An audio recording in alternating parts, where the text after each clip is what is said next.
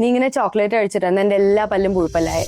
ശരിക്കും ചോക്ലേറ്റ് കഴിച്ചാൽ എങ്ങനെയാ പല്ല് കേടുവരും? ചോക്ലേറ്റ് എന്ന് മാത്രമല്ല, നമ്മൾ കഴിക്കുന്ന പച്ച ചോറാണെങ്കിലും ചിപ്സ് ആണെങ്കിലും ജ്യൂസ് ആണെങ്കിലും കേക്കോ ബിസ്ക്കറ്റോ എന്താണെങ്കിലും കുറെ നേരം കുട്ടി വായിൽ ആഹാരം വെച്ച് മെല്ലെ സ്ലോ ഈറ്റേഴ്സ് ആണെങ്കിൽ പല്ല് കേടുവരാനുള്ള ചാൻസസ് കൂടുതലാണ്. അതേപോലെ തന്നെയാണ് നൈറ്റ് ടൈം ഫീഡിംഗ് ഉണ്ട് കുട്ടിക്ക്. ചെറിയ കുട്ടികൾക്ക് നൈറ്റ് ടൈം ഫീഡിംഗ് ഉണ്ടെങ്കിൽ പ്രോപ്പർ ബ്രഷിംഗ് ടെക്നിക്സ് ഇല്ല എന്ന് വെച്ചാൽ അതും ഒരു 6-7 വയസ്സ് വരെ കുട്ടി പാരന്റൽ സൂപ്പർവിഷനിൽ തന്നെ ബ്രഷ് ചെയ്യണം. കുട്ടികൾ എപ്പോഴും എങ്ങനെ എവിടെയെങ്കിലും കളിക്കാൻ പോകണം, TV കാണണം പറഞ്ഞിട്ട് ഒരു റണ്ണിങ് റേസ് പോലെ ആയിരിക്കും പല്ല് തേക്കുന്നുണ്ടാവുക. പ്രോപ്പർലി ആ ഫുഡ് പാർട്ടിക്കിൾ വായിന്ന് പോയോന്ന് പോലും അറിയില്ല. അപ്പോൾ അങ്ങനത്തെ കേസസിൽ കുട്ടികൾ കൂടുതൽ വെള്ളം കുടിപ്പിക്കുക. അങ്ങനെ കുറച്ചെങ്കിലും പ്രോപ്പർ ആയിട്ട് ഓറൽ ഹൈജീൻ മെയിൻറ്റെയിൻ ചെയ്താലേ കുട്ടിക്ക് പല്ലുകൾ കൂടുതൽ കേടുവരാണ്ടിരിക്കുള്ളൂ. അതേപോലെ ഇൻ ബിറ്റ്വീൻ സ്നാക്ക് കുട്ടി എന്ത് കഴിക്കണമെന്നുള്ളതല്ല, എത്ര ഇടവിട്ട് കഴിക്കണോ. ഇടയ്ക്കിടയ്ക്ക് കഴിച്ചുകൊണ്ടിരുന്നു വെച്ച് കഴിഞ്ഞാൽ വായിലെ സലൈവയുടെ pH അസിഡിക് ആയിരിക്കും കുറെ നേരം. അങ്ങനെയാകുമ്പോൾ പല്ലിന്റെ എനാമിന് പെട്ടെന്ന് അലിഞ്ഞു പോകും. അങ്ങനെയാണ് ഈ കേടുകൾ വരുന്നത്, അല്ലാണ്ട് ചോക്ലേറ്റ് കഴിക്കുന്നതുകൊണ്ട് മാത്രമല്ല.